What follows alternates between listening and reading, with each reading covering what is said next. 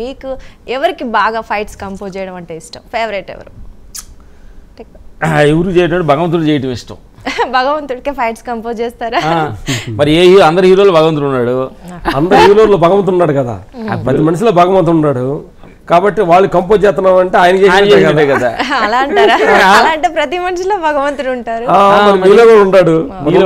మాట్లాడుతున్నా చూస్తున్నాం, చూస్తావు మాట్లాడ కదా, నమ్మలేవు కదా. కరెక్ట్ బంగారం. కాబట్టి భగవంతుడికి బాగా కంపోజ్ చేస్తున్నాం అంటే అందరు హీరోల్లో ఉంటారు కాబట్టి అందరు హీరోలకు బాగానే చేస్తాం. సో కథా స్క్రీన్ ప్లే మొత్తం ఆయన రాస్తుంటే మనం జస్ట్ యాక్ట్ చేస్తున్నాం అంటారు మీరు. స్క్రీన్ ప్లే ఆయన దగ్గర నుంచి వస్తుంది. ఓహో ఇక్కడికి వెళ్ళి ఇక్కడ మాట్లాడి ఈ రోజు ఇక్కడ కూర్చో బంగారంతో మాట్లాడు ఆర్డర్ ప్రకారం అని మేము అనుకుంటున్నాం. అది మీరు ఎలా అనుకుంటే పర్సనల్. కానీ జనరల్ గా అయితే మంచిగా మీరు రిస్క్ తీసుకోకుండా భగవంతుడు అని చెప్పేసి అన్ని క్వశ్చన్స్ కి జనం అందరూ నేననేది అందరికి అదే పని. వాళ్ళందరూ క్రెడిట్ నాదే వేసుకుంటారు, ఇంక వేరే మేము ఆయనకి వేస్తున్నాం తప్ప. విషయం తెలియ జరిగేదంతా అయిందే, కానీ క్రెడిట్ అని ట్యాగ్ ఉంది కదా, షోన్స్ ఆ ట్యాగ్ వేసుకుంటున్నారు తప్ప వేరే ఉద్దేశం ఏం కాదు. అది తప్పేం కాదు పాపం. డెఫినెట్లీ. సో మీరు ఏ మాట మాట్లాడినా భగవంతుడు దేవుడు అంటున్నారు కదా, చాలా భక్తి ఎక్కువ తెలుసు మా అందరికి.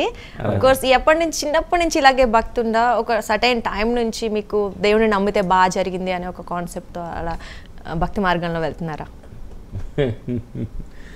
కొన్ని రోజులు ముట్టికాయలు పడ్డ తర్వాత అర్థమైపోయింది దేవుడు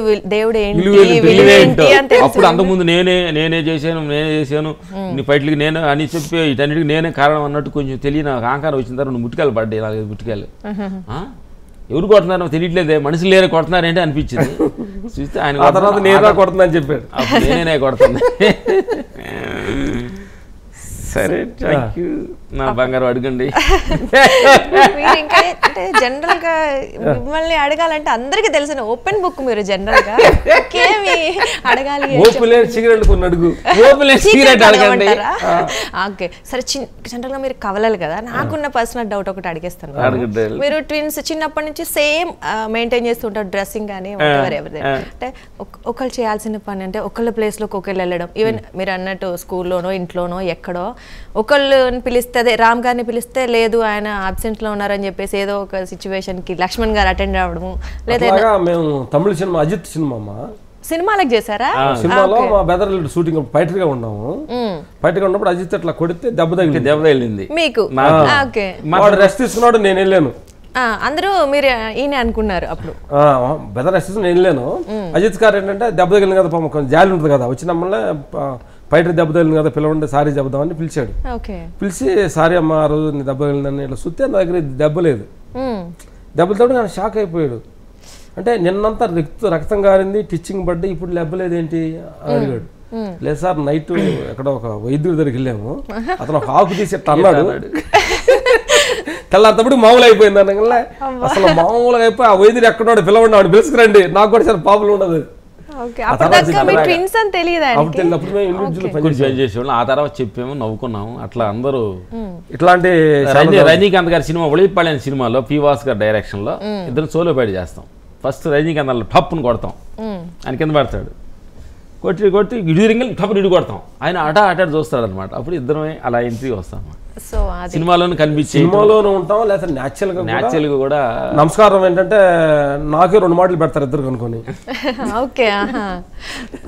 కాబట్టి దాన్ని తెలుసుకునే నమస్కారం సార్ అంటాను. ఓకే కన్ఫ్యూజ్ అయిపోతుంటారు డెఫినెట్లీ.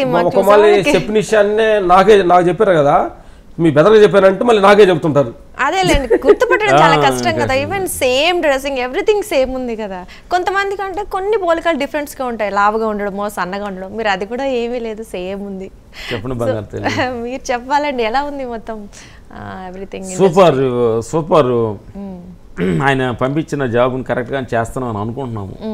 అప్పుడప్పుడు అడుగుతుంటాం ఆయన భగవంతుని, ఏమంటే మీ చెప్పిన పని ఏమైనా తక్కువ ఉంటాం కదా మనం. అప్పుడప్పుడు మన తల్లిదండ్రులు స్కూల్కి పంపించినప్పుడు కరెక్ట్ చదువుకోకుండా ఎగ్గొట్టి సినిమాకి వెళ్తుంటాం కదా. అప్పుడప్పుడు ధ్యానంలో మెడిటేషన్లు తెల్లారుదాం లేసి అవండి దేవుడు గారు థ్యాంక్స్ మీరు చెప్పిన పని నేను చేస్తున్నావా లేదా చిల్ల పనులు చేస్తే తెలియ చేస్తున్నాం క్షమించి అని అడుగుతుంటాం. అప్పుడు మన భగవంతుడు ఎగ్జామ్ పెడతాడమ్మా మనకి 10th క్లాస్కి ఇంటర్వ్యూ పెడతాడు కదా. ఈ ఫీల్డ్ అని ఏంటంటే ఎగ్జాంపుల్ పెట్టినా మనకు తెలియదు. ఆ ఫీల్డ్ అని పక్క వాళ్ళు వాళ్ళని నేస్తున్నాం కాబట్టి మనం ఎగ్జామ్ పెట్టాడు వాటికి ఫెయిల్ అయిపోయాం. నెక్స్ట్ సరి చేసుకోమని చెబుతాడు ఆయన. సో అప్పుడు కాన్సన్ట్రేషన్ చేసి జీవితాన్ని చదివిన తర్వాత ఎగ్జాక్ట్ గా పాస్ అయిపోతున్నాం. ఓకే.